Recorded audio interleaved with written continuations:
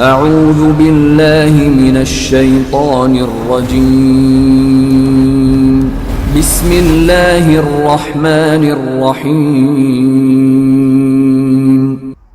أعوذ بالله من الشيطان اللعين الرجيم. بسم الله الرحمن الرحيم. الحمد لله ذي المن والإحسان وذي العز والسلطان الذي خلق الإنسان وعلمه البيان. والحمد لله الذي نور قلوبنا بولاية أهل بيته الأطهار. الصلاة والسلام على نبي الأكرم وعلى آله الطيبين الطاهرين المعصومين المنتجبين. ولعنة الله على أعدائهم من الآن إلى قيام يوم الدين. آمين يا رب العالمين. أما بعد فقد قال الله تبارك وتعالى في محكم كتابه المبين وهو أصدق الصادقين وقوله الحق. بسم الله الرحمن الرحيم.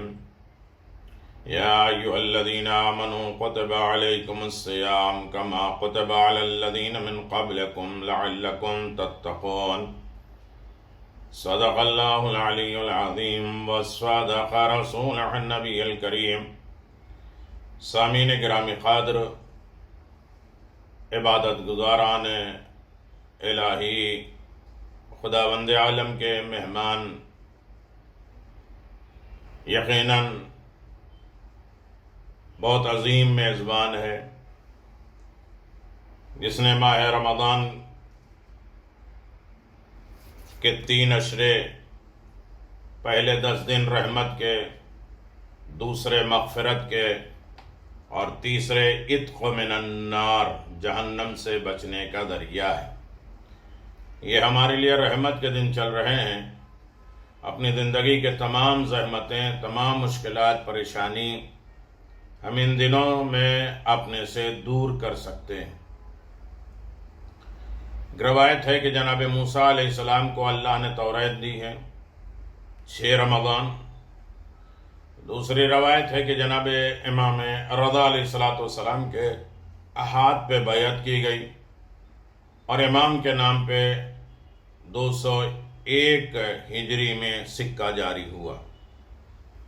مامون رشید نے آپ کو اپنا ولی عہد بنایا.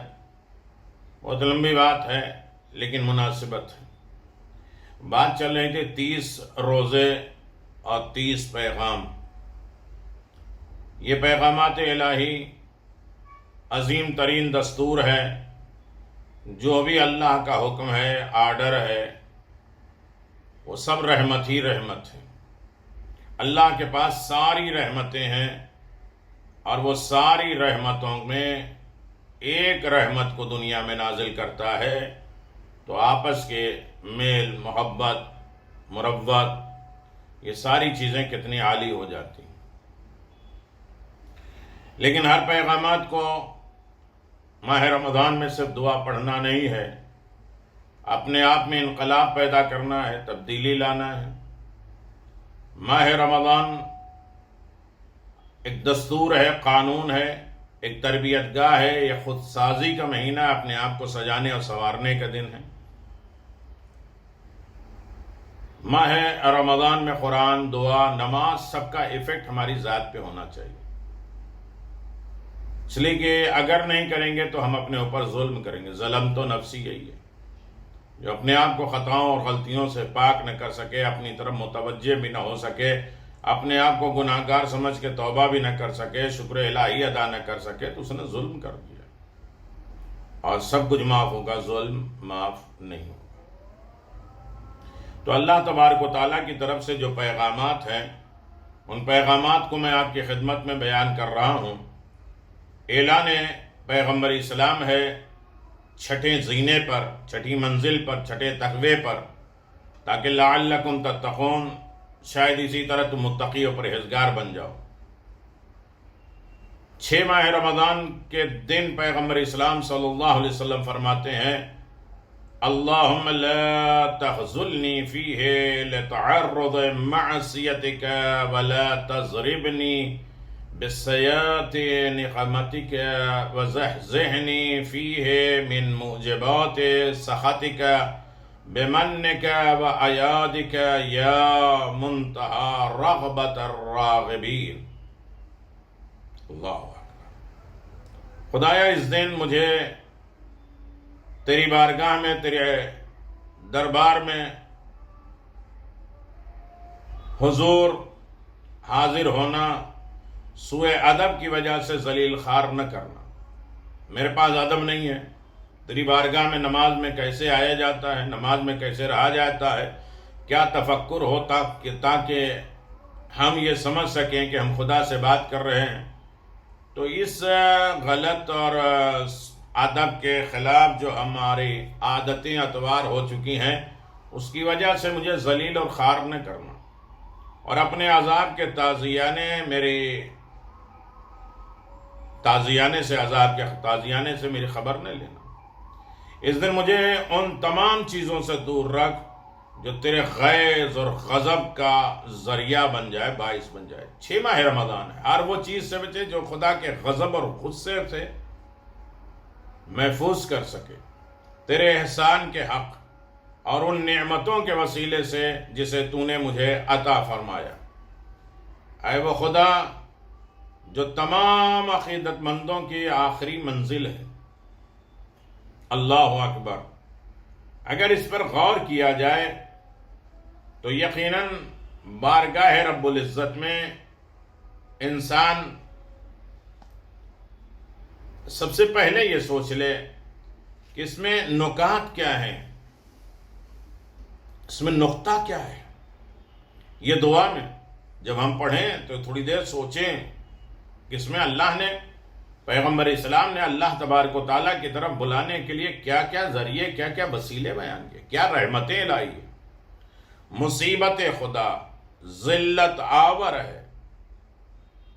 خدا کی طرف سے مصیبتیں جو آتی ہیں وہ ذلیل کر دیتی ہے، رسوا کر دیتی ہے. کچھ امتحانات کی وجہ سے ہوتے ہیں، کچھ ہمارے گناہوں کی وجہ سے ہوتے ہیں، اور کچھ ابتلا پروردگار کی امتحانات کی وجہ سے ہوتے ہیں.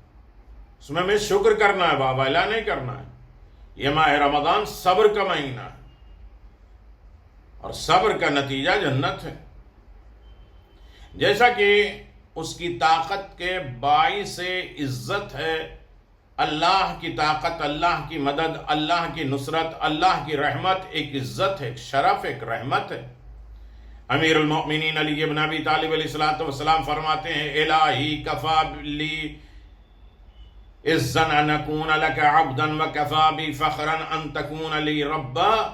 خدایا میری عزت کے لیے یہی کافی ہے کہ میں تیرا بندہ ہوں، اور میرے فخر و مباحات کے لیے بس یہی ہے کہ تو میرا رب ہے. اس پر میں فخر کر سکتا ہوں کہ تو میرا رب ہے، اور میری عزت کے لیے یہی کافی ہے کہ تو میرا پروردگار ہے.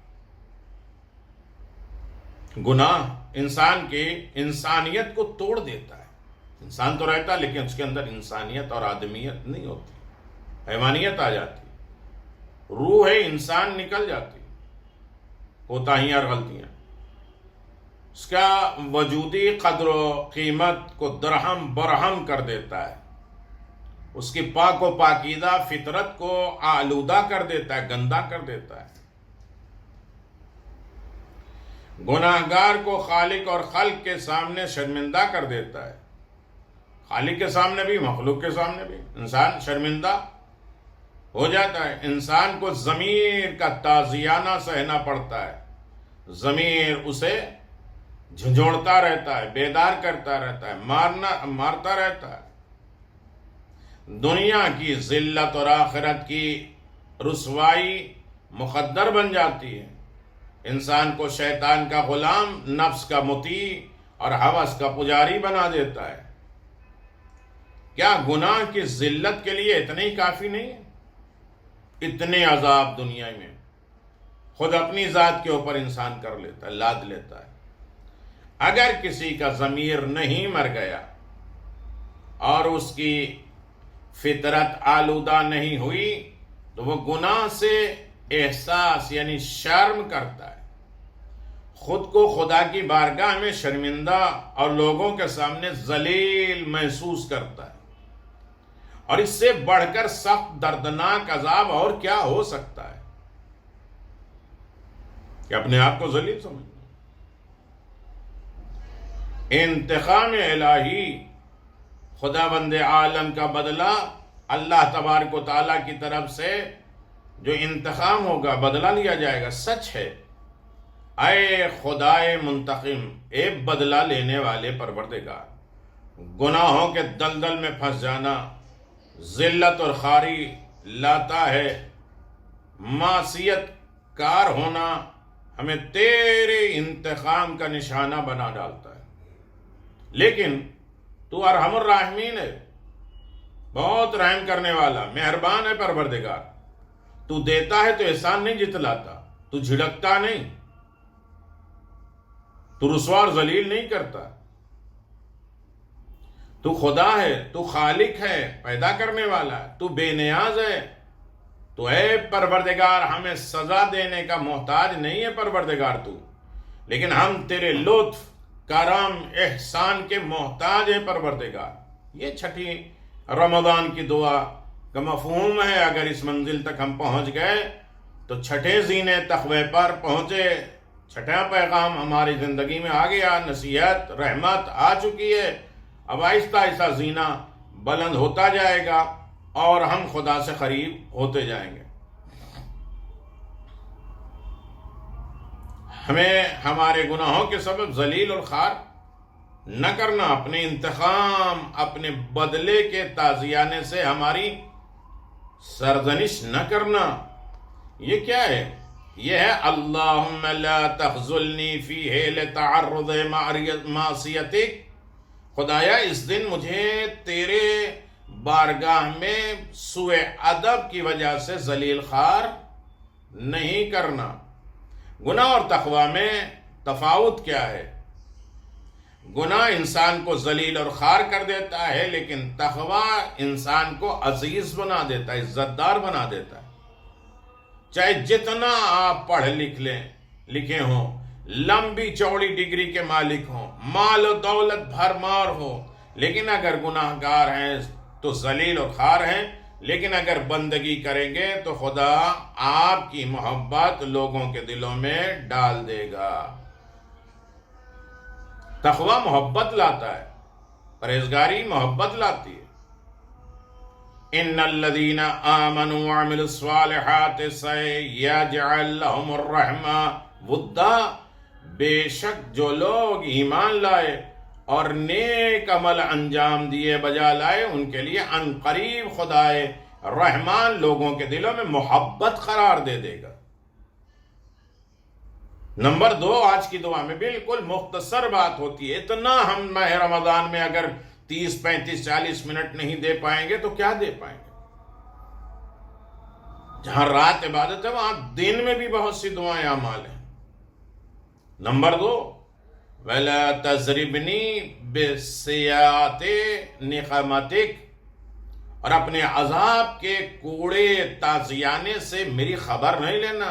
میں نے حاکم خبر لیتے تھے، جانا ہے خدائی کے پاس، اس سے تو بھاگ نہیں سکتے۔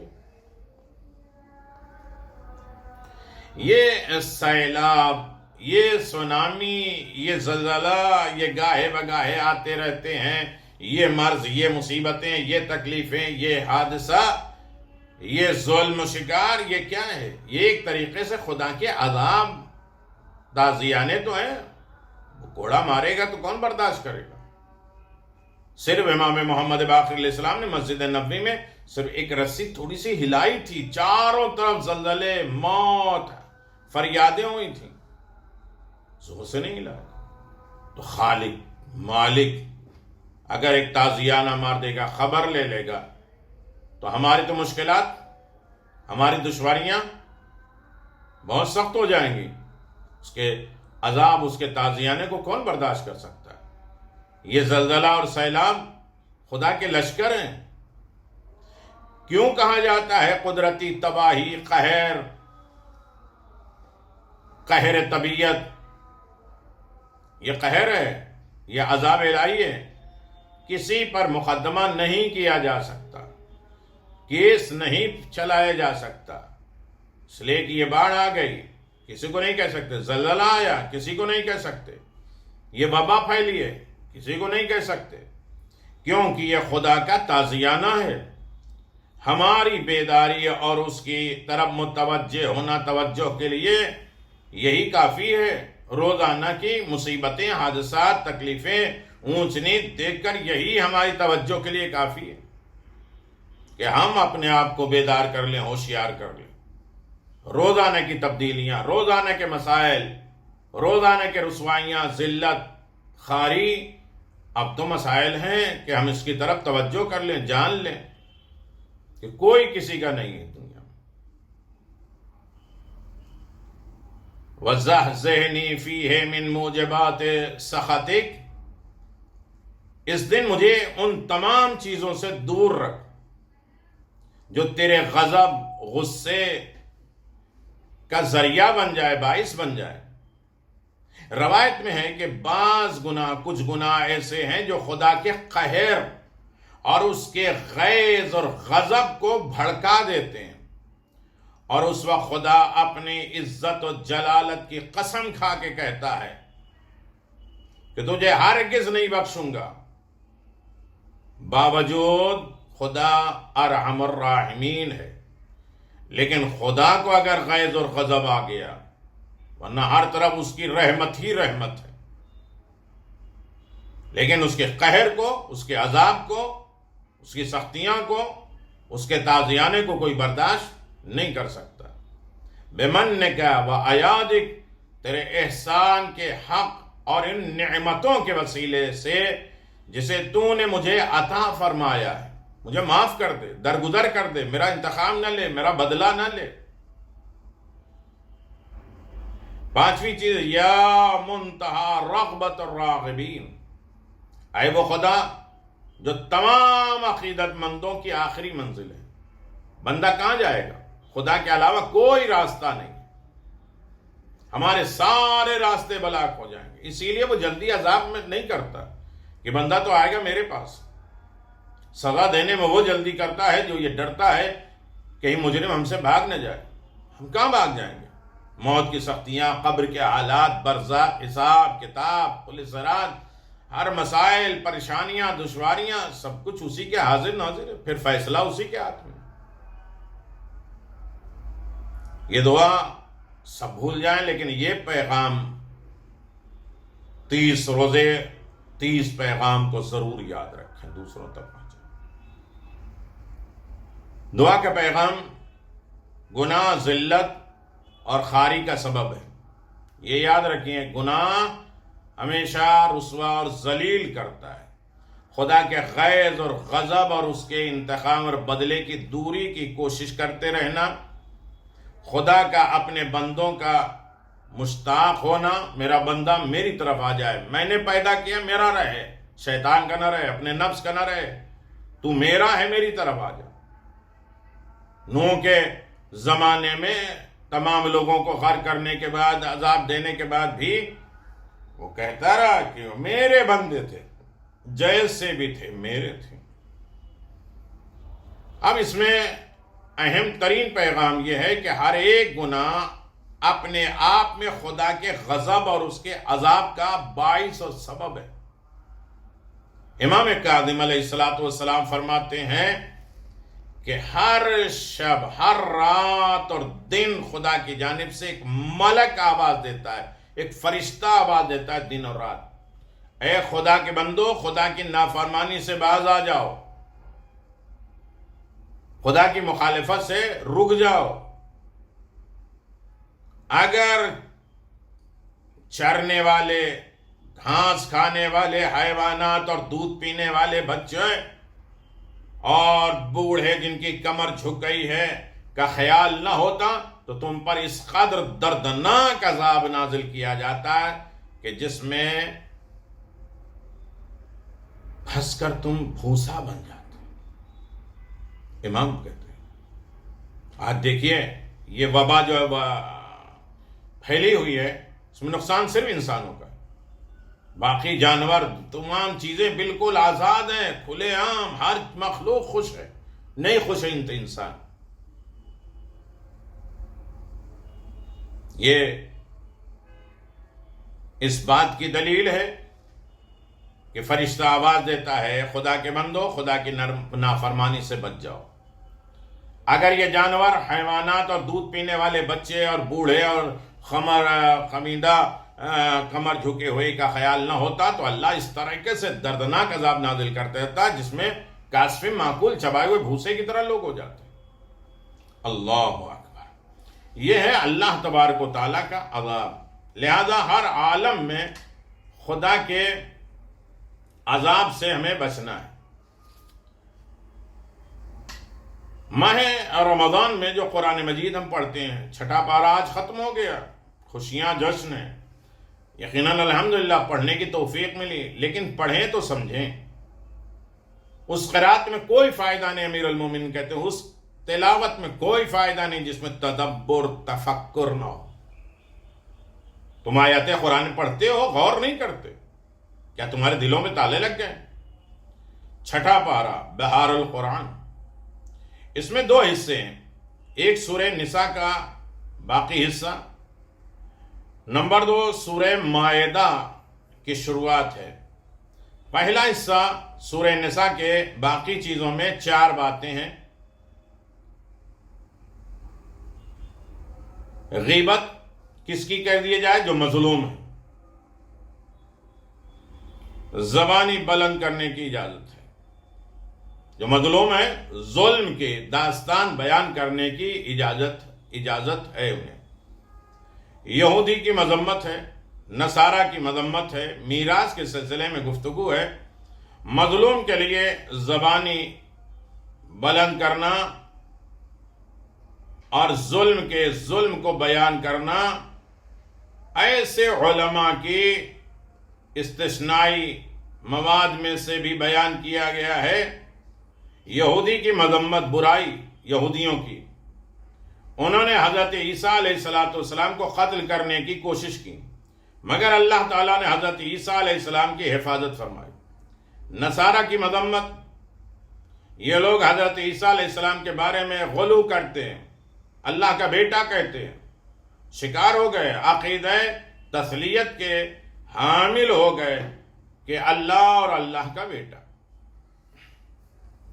میراث عینی اور علامتی،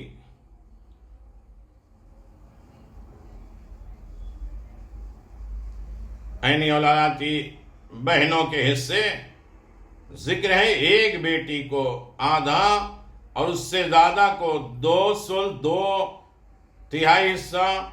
اگر بھائی بھی ہوں تو لڑکے کو لڑکی سے دوگنا ملے گا. دوسرا حصہ سورہ مائدہ کا ہے جو شروع میں اس بارے میں 7 آیتیں ہیں. اوفو بالعقود، اوفو بالعقود، ہر جائز عہد، وعدہ، عقد جو تمہارے رب کے درمیان ہو. تم نے ایگریمنٹ بنایا، خدا سے وعدہ کیا ہے، اور خدا بھی بہت سے وعدے، عالم ارواح میں بھی بہت سے وعدے کیا، ہر عالم میں ہم نے وعدہ کیا ہے. امتحان لینا تیرا کام ہے، صبر کرنا میرا کام ہے، رزق دینا تیرا کام ہے، شکر کرنا میرا کام ہے. بہت سے ہے. استغفار کرنا میرا کام ہے، توبہ کرنا تیرا کام ہے. حرام چیزیں، بہنے والی چیز، سیال چیز، خنزیر کا گوشت جسے غیر اللہ کے نام پہ ذبح کیا گیا، وہ یہ سب حرام ہے. اور اس کے ساتھ دین کے حضرت علی ابن ابی طالب کی ولایت کے ذریعے کامل ہونے کا بیان ہے. نمبر 3 سورہ مائدہ میں طہارت، وضو، تیمم، غسل کے مسائل ہیں. 4 نمبر بنی اسرائیل کے 12 نقیبوں کی طرف اشارہ ہے جس کو کہ احمد حنبل نے اپنی مسند میں ایک روایت میں اہل بیت علیہ السلام میں سے 12 اماموں کی طرف اشارہ کیا۔ حابیل اور قابیل کا واقعہ ہے، یعنی یہ پڑھنے کے بعد ہمیں غور کرنا ہے کہ کیا کیا بیان کیا گیا ہے۔ ہر پارے سے ہمیں کچھ نہ کچھ لینا ہے، ایک نوٹ بنانا ہے، اس پارے میں ہم نے کیا پڑھا ہے، اللہ نے ہم سے کیا بات کی ہے۔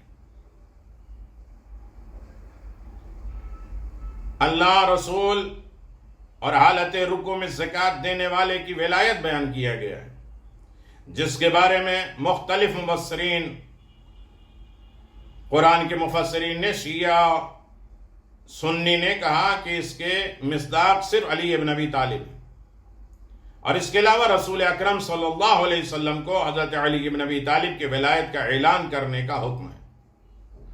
یہودی اور نصارہ کی مذمت کی گئی ہے۔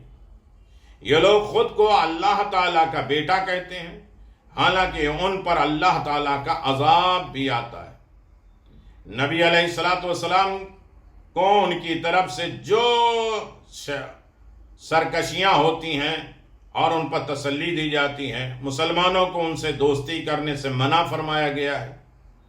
حضرت داؤد، حضرت عیسیٰ علیہ السلام کی زبانی ان پر لعنت اور خداوند مذکور نے کیا ہے۔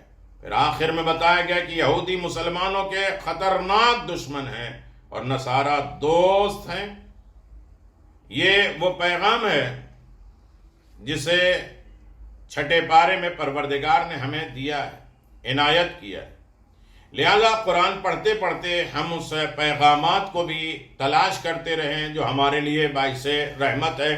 سارے واقعات اسی لیے بیان کیے گئے ہیں کہ ہم اس سے عبرت حاصل کریں، اس سے نصیحت حاصل کریں، اس دور میں اپنی زندگی میں اسے رائج کریں، اور یہ آج کے آرڈر، پروردگار کے آرڈر کو جانیں کہ میں پڑھ رہا ہوں، اللہ مجھے اپنا قانون بتا رہا ہے، اپنا آرڈر دکھا رہا ہے، اپنا حکم دکھا رہا ہے، اور اس کے اعتبار سے ہمیں زندگی گزارنا ہے۔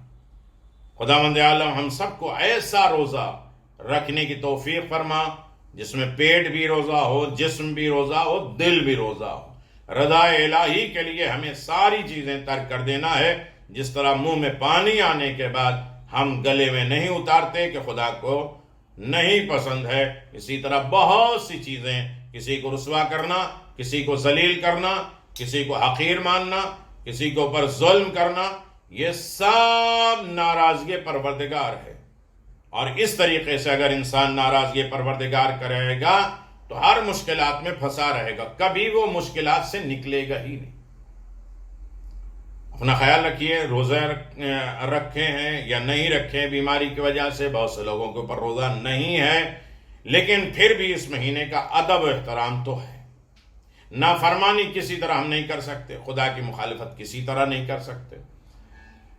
صحت کا خیال رکھیے، ایمان کا خیال رکھیے، روح کا خیال رکھیے، یہ جانے نہ پائے، چھیننے نہ پائے، اور اپنے مرحومین کو خاص طریقے سے یاد کریے۔ ایک فہرست بن رہی ہے کہ ہر دن کی مجلسوں میں انشاءاللہ ان مرحومین کے نام، یہ ڈائری موجود ہے، ان کے اعتبار سے مجلسیں لوگوں تک پہنچ رہی ہیں، جا رہی ہیں۔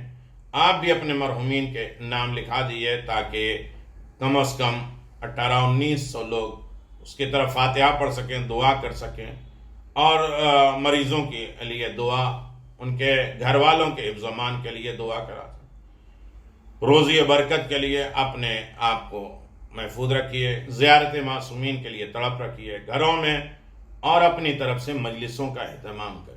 مجلس ضرور ہو، ذکر حسین، جیسے میں نے کل گزارش کیا تھا کہ ایک ٹائم فاقہ رہنا پڑے لیکن ذکر حسین ایسے وقت میں چھوٹنے نہ پائے۔ یہی ایک نجات کا ذریعہ ہے، یہی ایک وسیلہ ہے، یہی ہماری زندگی ہے، یہی ہمارا دستور ہے، اور یہی ایمان ہے، اور یہی حقیقت ہے۔ السلام علیکم ورحمۃ اللہ وبرکاتہ۔